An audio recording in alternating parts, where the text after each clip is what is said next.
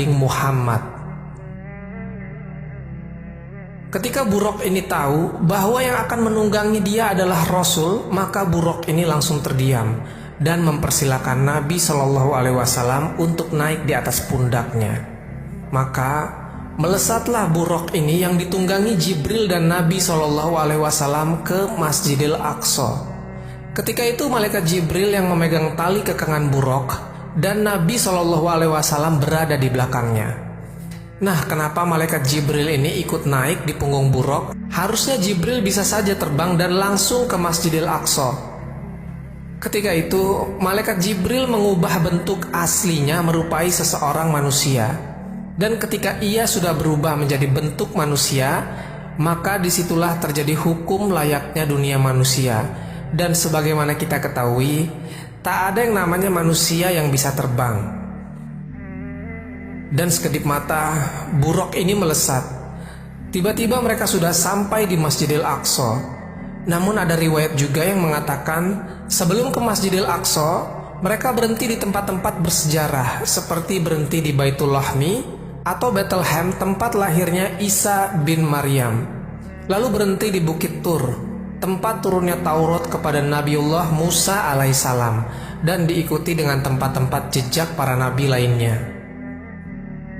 Sobat Jazirah Ilmu yang dimuliakan Allah, maka ketika sampai di Masjidil Aqsa, Nabi Shallallahu Alaihi Wasallam mengikat Buraq ini di suatu tempat tambatan, yang sekarang tempat tambatan Buraq itu menjadi tembok ratapan orang-orang Yahudi.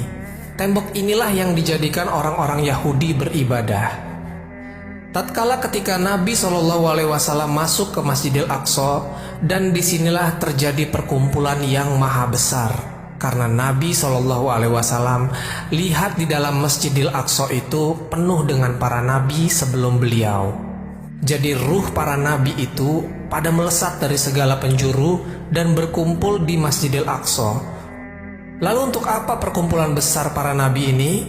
Tak lain untuk meneruskan estafet bendera dakwah kepada Nabi Shallallahu Alaihi Wasallam. Karena zaman mereka sudah berlalu dengan kematian mereka, dan peristiwa ini disebut dengan Isra. Lalu Nabi Shallallahu Alaihi Wasallam melakukan perjalanan ke langit ketujuh, ke Sidratul Muntaha. Menurut beberapa surah di Al-Quran, Sidratul Muntaha adalah ujung dari alam semesta, di mana tempat ini tidak bisa dimasuki oleh siapapun termasuk malaikat Jibril. Namun atas izin Allah, Nabi Muhammad SAW menjadi satu-satunya manusia yang bisa memasuki dan melihat secara langsung. Dan peristiwa ini dinamakan Mi'raj. Perjalanan keduanya disebut dengan peristiwa Isra Mi'raj. Sobat Jazirah Ilmu yang dimuliakan Allah, kisah lain dari Buraq ini diceritakan dalam kitab Tanbihul Ghafilin, karya Imam Abu Laits Al-Samarkandi dari wilayah Uzbekistan. Dikisahkan pada malam 27 Rajab, malaikat Jibril alaihissalam dan Israel mendapat perintah dari Allah Subhanahu wa Ta'ala agar bertasbih dan tidak mencabut nyawa pada malam itu. Jibril bertanya, "Ya Allah, apakah kiamat telah tiba?"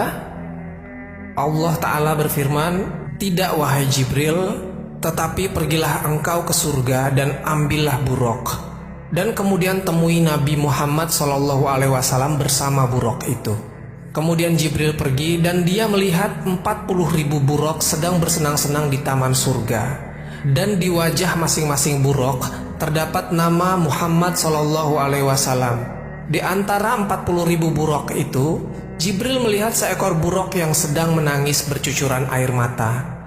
Jibril menghampiri Buraq itu lalu bertanya, "Mengapa engkau menangis wahai Buraq?" Buraq itu berkata, "Ya Jibril, sesungguhnya aku telah mendengar nama Muhammad sejak 40 tahun. Maka pemilik nama itu telah tertanam dalam hatiku, dan aku menjadi rindu kepadanya sehingga tidak mau makan dan minum lagi. Aku laksana dibakar oleh api kerinduan." Jibril berkata, "Aku akan menyampaikan engkau kepada orang yang engkau rindukan itu." Kemudian Jibril memakaikan pelana dan kekangan kepada